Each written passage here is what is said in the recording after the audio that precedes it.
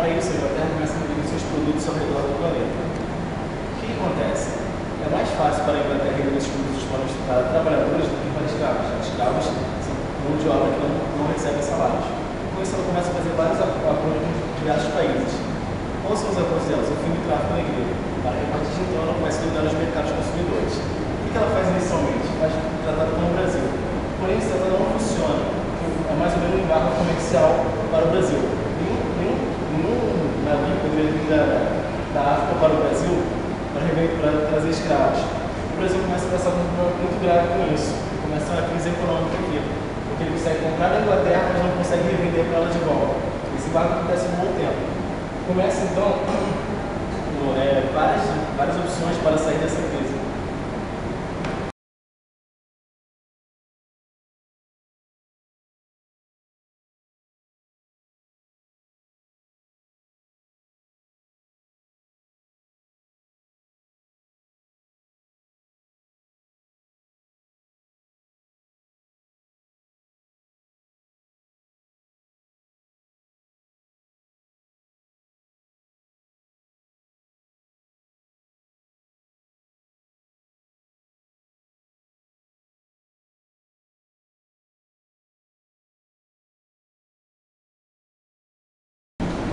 Com alto custo para manter os escravos nas fazendas, os senhores de escravos tiveram uma atitude para tentar mudar essa questão e criaram como se fossem adversários de escravos nas fazendas. O que eles faziam? Pegavam várias escravas no escravo para que eles reproduzissem crianças escravas, né, que já nasciam ali na fazenda, já eram escravos, para que os senhores não precisassem comprar escravos fora.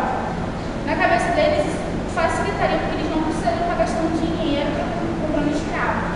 Mas a realidade não era bem assim, porque de qualquer forma eles iam ter custos para manter aquelas crianças até a idade na qual elas pudessem trabalhar. E aí o que aconteceu? Como era custoso e tal, eles não conseguiram manter esse projeto aniversário de escravos. Eles estavam perdendo muitos escravos, a quantidade de escravos era pouco nas fazendas. Então, como a mão de obra estava escassa, eles começaram a encarecer os produtos e tal. No Brasil ficou difícil de mandar esses produtos para fora. O que aconteceu? Houve um aumento das tarifas alfandegárias para tentar diminuir o prejuízo do Brasil. Mas a compensação começou a prejudicar a Inglaterra. E a Inglaterra, querendo pressionar o Brasil para que não houvesse mais mão de obra escrava, começou a fiscalizar esse tráfico negreiro. Até que aconteceu a lei intercontinental, ou seja, a lei Eusébio de Queiroz, que pôs um fim definitivo no tráfico de escravos.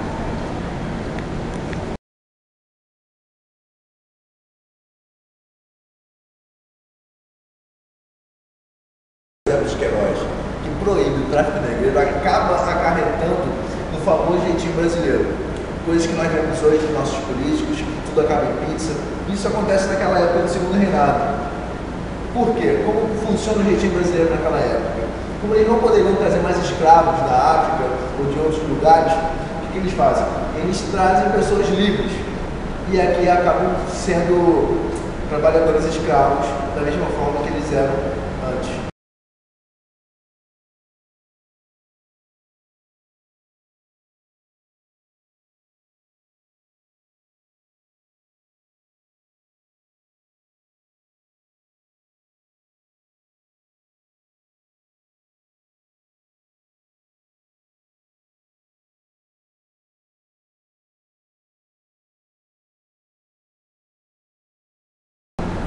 Com a pressão da Inglaterra sobre o Brasil para que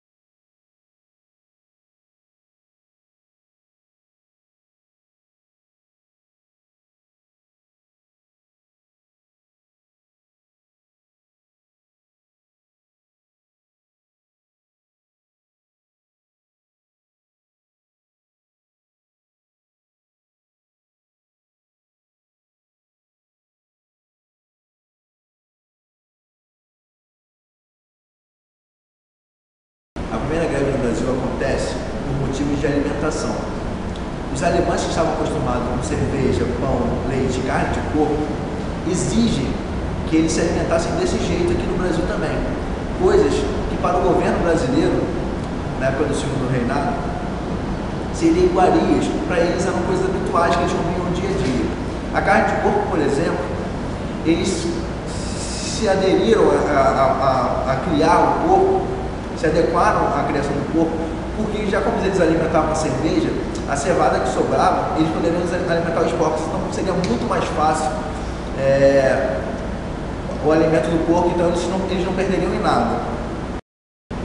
Devido a essa miscigenação da cultura, vindo junto com os imigrantes que vieram trabalhar no Brasil, e essas exigências deles nessa primeira greve, acaba na nossa alimentação sendo incluído também o pão. E como o Brasil não produzia naquela época trigo, esse trigo acabava sendo importado.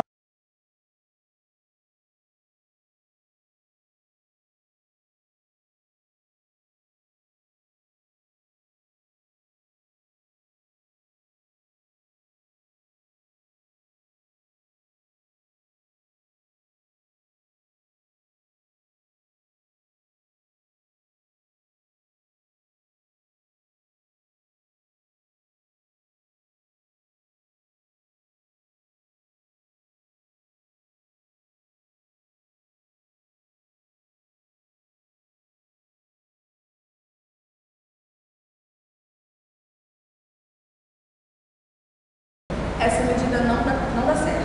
O governo resolve implementar então uma lei de terras, delimitar os espaços e os limites das terras que aqui já existiam. Vai ser a primeira vez que vai se haver preocupação com as terras destinadas aos indígenas. Vai se descobrir então as terras devolutas, aquelas que por algum motivo foram doadas pelo reino e não foram tomadas posse. O problema da mão de obra no Brasil começa a crescer. Os proprietários de terra começam a pedir ao Império que paguem as passagens para trazer imigrantes para trabalhar em nosso território.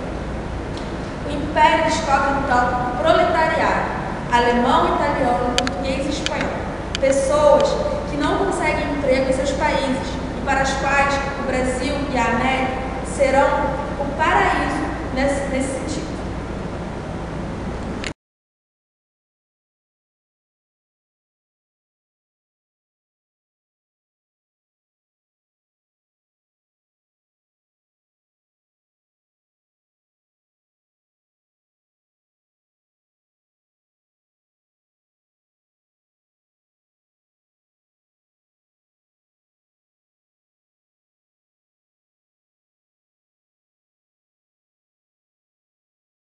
Por fim, todas essas medidas não deram certo. Em 3 de maio de 1888, a princesa Isabel, cedendo aos interesses da Inglaterra, assina a Lei Áurea, colocando fim à escravidão no Brasil. Em 1889, tem fim o Império Brasileiro, começando em si, então, a República.